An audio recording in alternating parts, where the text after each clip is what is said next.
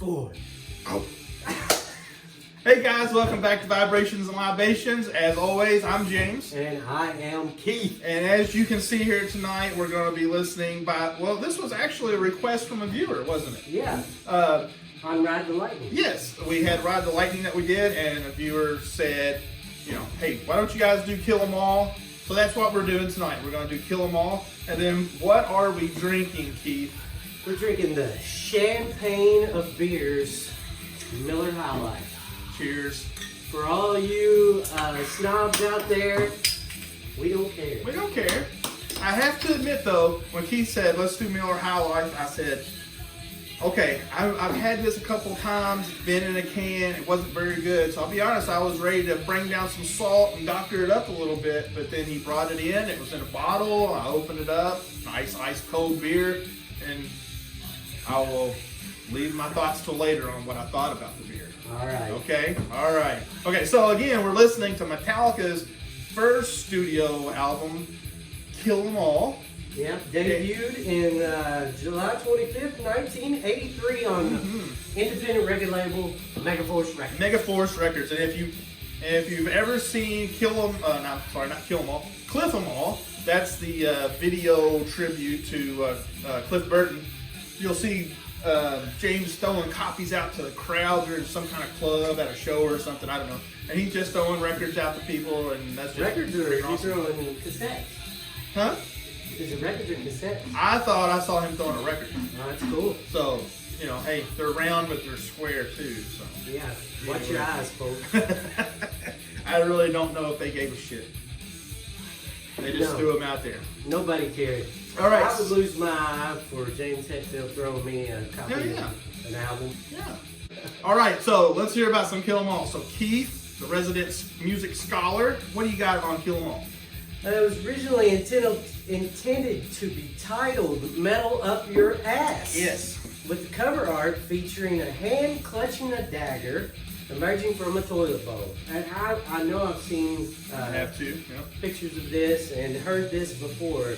The band was asked to change the name because distributors feared that releasing the album, it wouldn't have as many commercial sales or as much commercial success.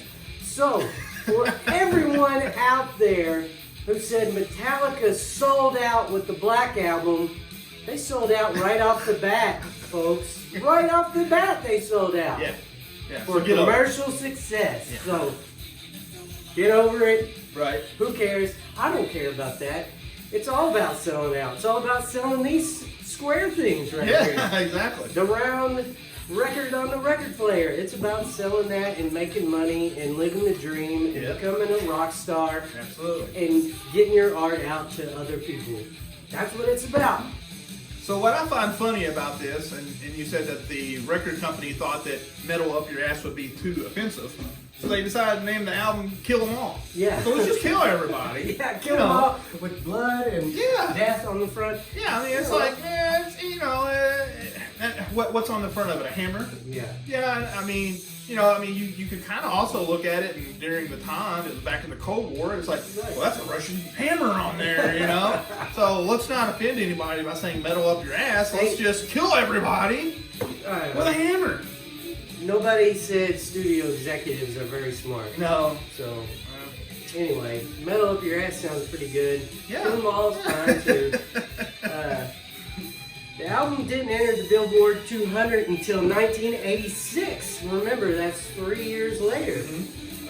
When it peaked at number 155. Following their commercial success with his third album of Master of Puppets. That was in 1988. Yeah. The reissue of Kill 'Em All peaked at 120. Kill 'Em All's critically acclaimed for all its at the time of its release and has since been regarded as a groundbreaking album for thrash metal. Yes, that's what you hear about this album. Yep. It was certified 3 times platinum by the Recording Industry Association in 1999. So it sold its ass off for years. I mean, a long time. That's a great. I mean, that's a great claim to fame right there. Yeah. has staying power, longevity.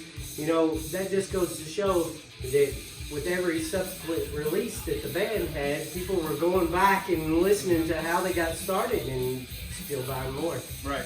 And a lot of people would go back and buy those albums, I know, and I've known a few of these people, and they say, well, I don't like their older stuff. It's all like, you know, really heavy and stuff. And I'm like, it's Metallica. What the hell do you think it's going to be? You know, I mean, it's not all like, what was the, Load and Reload. I mean, those are nowhere anything like what Kill 'Em All is, you know. But then again, Ride the Lightning is not a whole lot like Kill 'Em All. No. And Master of Puppets is nothing like Ride the Lightning. And Injustice. And Injustice. And it goes on and on and on. So are they a heavy metal band? Yeah, they are. Are any of their albums alike? No. Absolutely not. And I'm okay with that. So. But, you know, this album, to me, is them at the infancy. Mm-hmm. To me, they evolved. They became more than what they were. More than this. Do I like this album? Yes, I like this album. But to me, it doesn't hold up as well as Ride the Lightning. Yeah. And Justice for All. Yeah. You know? Yeah, I agree. I totally agree with that. I love Kill 'Em All, but it's its own. It's a totally different band in my opinion. It is a totally different band. Yeah. That's the best way to put it right there. This band, and I get what people say when they say Kill 'Em All is the end all be all, because it is what it is. Yeah. And then they changed with the very next album. They became something different. But if they had stayed the same, would they have had the staying power that they have today? I don't think they would. I really don't think they would. I don't know. It just, to me, this album is great. Yeah. And I do love the songs, but I absolutely have to be 100% in the mood. Yeah. 100% in the mood that I'm going to reach for this album and put it on. Correct. And I think that they're being able to still perform and still record through, I mean, let's face it, different generations. I mean, they've been around for a long time for a heavy metal band. Right. I mean, there's not a whole lot of heavy metal bands that came out whenever they did that are still around. But, I mean, you have to, I think, reinvent yourself in order to keep popularity or to stay relevant or whatever. I mean, like you said, if they had kept doing Kill 'Em All for every album, would they have been as successful, as relevant, as popular as they are nowadays? The answer is no. I mean, it's not possible. So, okay. So anyway, what else we got about this? Want to talk about the tracks? Should we read the tracks off? You read the tracks Put off. my old man glasses here. All right. All right. So first is Hit the Lights, The Four Horsemen, Motor Breath, which is what we're listening to right now. Jump in the Fire. Probably one of the best bass performances by any bass player ever is Anesthesia Pulling Teeth, which is bass solo, Cliff Burton. Whiplash. Side 2 is Phantom Lord, No Remorse, Seek and Destroy, and Metal Militia. Now, I don't know what reissue it was, but they also had two other songs, Am I Evil and Blitzkrieg. Yeah. And I don't exactly remember who originally did those songs. I think they were both covers. Maybe The Misfits maybe was one of them. I'm not sure. I don't remember. But anyway, those two songs are awesome in their own right. But if you can find a reissue with those on it, get that, because it is those two songs, they do them great. And it's almost kind of like a precursor to Metallica Garage Days Revisited, where they do covers of punk bands and metal bands, stuff like that. All right, so anyway, so you want me to say anything about the beer, or would you rather talk about the beer? Well, I'm gonna read what's down You on read the it. beer. Go for it. And then you read the ABD Okay. and IBUs. All right. Just for fun. All right, this is what it says on the Miller High Life website. A favorite among bartenders, brewers, and beer lovers in general, Miller High Life was launched as Miller Brewing Company's flagship beer in 1903. It's crisp, easy drinking. Flavor is the epitome of the American lager category. True to its original recipe, it is brewed with a proprietary blend of malted barley, Galena hops, I probably didn't say that right. That's okay. From the Pacific Northwest, and Miller yeast. Okay. So, that statement, it's crisp, easy drinking flavor, is the epitome of American lager category. I agree 100% with that. When I think of American beer, I think of Miller High Life. And when I'm drinking Miller High Life, I'm like, yes, this is an American beer. This is what it tastes like. This is what it should taste like. This is the epitome of American beer, folks. You heard it here on Vibrations Libations. Keith said that. The epitome of American beer, yeah.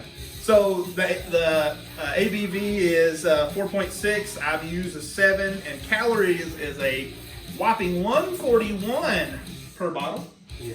Okay, so it's thick. It is. When he, again, I'll say it again, when he said that he wanted to do this beer, I was like, okay, I'm going to give it a shot. I'm going to stay open-minded about it. I hadn't had the greatest experience before, but in a bottle, we've said it before, we'll definitely say it again, in a bottle makes a difference. Any beer to me in a bottle versus the same beer in a can is far superior, just like getting a Coca-Cola in a bottle, glass bottle versus a plastic bottle is far better. Well, when you don't know what the difference is. When you had High Life before, excuse me, in the can. Yes. Did you pour it out into a glass? No. I drank it right out of the can. That makes a difference. It was if you take your canned beer and pour it into a glass, it becomes like a bottled beer, in my opinion. Yeah. But if you'll notice, we're not drinking it out of a glass tonight. We're going straight out of the supply chain right here, right out of the bottle. So because, like it says right on the bottle, the champagne of beers, and where they got that nickname from was because people used to say all the time, "This is the champagne of bottled beers," because how it tastes coming right out of the bottle. And it goes down smooth and easy, as Keith mentioned before we started the video. The bottle is shaped kind of like a funnel. It kind of reminds me like of a bottle of heat, like you put in your vehicle, gas treatment or whatever. I mean, it's made just to pour straight down in there. So why not? That's why our beers are almost gone. Yeah, and this is my second one. So when you're grilling, oh man, when you're listening to Kill 'Em All, this would be a good grilling beer. Yeah, and drinking Miller High Life, you are an American. Yeah. At that moment, that should be the test for an immigrant becoming an American. Getting your citizenship. If they pull up to get their citizenship in a pickup truck, get a grill outside, set it on the ground, start playing Metallica, and drinking Miller High Life, automatic citizenship. They're in the country. Why not? I will drink to that. I'll drink to that 100%.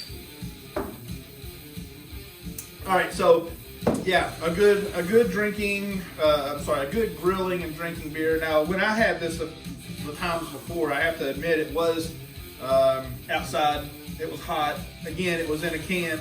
I think the first time I was already drunk and was playing cornhole, and then the second time I think I was fishing. I was with somebody. No, I'll take it back. I was kayaking, and somebody had it in a can, and I drank it. And I just didn't care for it. Does everybody out there from wherever you are know what cornhole is? Well, now, if you don't, just use your imagination. If you do, laugh because that was funny. Yeah. Some people, I guess, in certain regions would call it beanbag toss, maybe. I don't know, but don't explain it, James. Don't explain it. Just let them use their imagination. Just give it a little bit of this going on there. All right, so I am a fan of the cornhole. Okay. It's a first. It's a first on Vibration Libations that multiple beers have been cracked. I think you're right. I think I am right. I think you're right. No, we have had the taste test. We have, yeah. But it hadn't been the same beer one after another. So, I think it says a lot about the champagne and beers. If you haven't tried it, I have to admit, I have changed my mind on the High Life. So I won't buy it in a can, but I will buy it in a bottle. without a doubt. I'll buy it in a can and pour it out the butt. All right, so the song that's playing right now is Anesthesia, the bass solo, and I don't know, perhaps it's the real thing or not, but at the beginning of this he says bass solo take one. So I'm curious whether this was actually the first take. I think it was. I don't agree with you that it's the greatest bass solo. Well, I think the greatest one I've heard. I think that I've heard a friend play the bass. Oh, well, there you go. You know, and I think it sounds like that. Hey, listen to this. Oh man, that's badass. Mm-hmm. You know, and it is badass. I'm not trying to diminish it. Right. I'm not sentimental, folks. You know, I love the guy on the album. It's great. Yeah. He's great as a part of the group and everything like that, but everybody deserves criticism, and they can have criticism, and I'm going to say it when I think it's just mediocre. It's just mediocre. I love it, so I love it. Now, you do have to kind of throw in the fact that there's some pedal action going in there. Oh, you know, which, that's what I don't like. I don't like that. I want the bass to sound like the bass. Right. I'll give you that for sure. Okay. All right. So, what else we got to say about the beer or the album? Favorite tracks? Oh, yeah. Okay. All right. So, all right. So, Four Horsemen. I'm really fond of that one. Motor Breath. Love that song. I mean, they're. I don't know. I mean, they're each kind of entity on this album, but those would be my two favorites. I agree. Four Horsemen is my favorite track. I really like Phantom Lord and No Remorse and Seek and Destroy. I think side 2 probably is stronger than side 1 for me. Aside from the Four Horsemen. Right. All right, cool. So the beer, buy it again? Yeah, I would definitely buy it and drink it now that Keith has given it to me in a bottle, so that makes a big difference. So. But if I do come across it in a can, somebody has it, and I have a glass to pour it in, I will pour it in a glass. Do it. Would I drink this in a can versus Bud Light in a bottle? Yes. Yeah. Our hatred for Bud Light continues, ladies and gentlemen. If you have Bud Light, I'm not drinking. I'm the driver. Fair enough. I will drive also. I will split the distance with you. So anyway. All right. So again, if for some crazy reason you are not a Metallica fan, or maybe you're a fan of their somewhat more modern stuff and haven't ever went back and listened to Kill 'Em All, go back and listen to Kill 'Em All, Ride the Lightning. Again, they're all different, but have they gotten a little softer, do you think, in their more modern days? I think they're just lost in their modern days. I will say that I do like Death Magnetic. I think that was a solid album. Their other stuff after even the Black Album, their stuff after that, not a fan of. Load, Reload. I was never a fan of those. Even when they first came out, I was disappointed when Load came out. Yeah. Completely disappointed. You don't like, give me fuel, give me fire, give me that one I desire. No, when I hear that on the radio, I change the channel. NPR comes on or something. I'm not a fan. NPR, what are you? Yeah, I'm just not a fan of that era of Metallica. So, to each their own, I guess. You know. But, hey, call me a curmudgeon. I don't care. I'm not going to say that word. What does it mean? Old fuck, basically. All right. I've said all I've got to say about Kill 'Em All. Me too. All right. Well, that brings this episode to a close. And as always, check us out on Facebook, Instagram. Like us. Give us some shares when you see us online. Give us some thumbs up here. Write some comments down below. And what would you like for us to see to do next? We had the comment about doing Kill 'Em All, so we did that. So give us some more feedback. give us some more albums that maybe we can find, and maybe it's something that we've never listened to and can discover for the first time. So awesome. we always like finding new stuff. So yeah, Waz Blankenship, yes sir. He turns us on to new stuff all the time. Yes, yeah. So if you want to know who Waz is or more about him, go back and look at some of our older videos, and you will find Waz. He's the old hippie-looking guy that has probably more records than anybody else that I know of. Right. So, but look at his videos; they're pretty cool too. All right. So is that it? That's it. So for Vibrations and Libations, I'm James, and I'm Keith, and go get some high life. Do it. Live the high life. See you later. Cheers. Adios.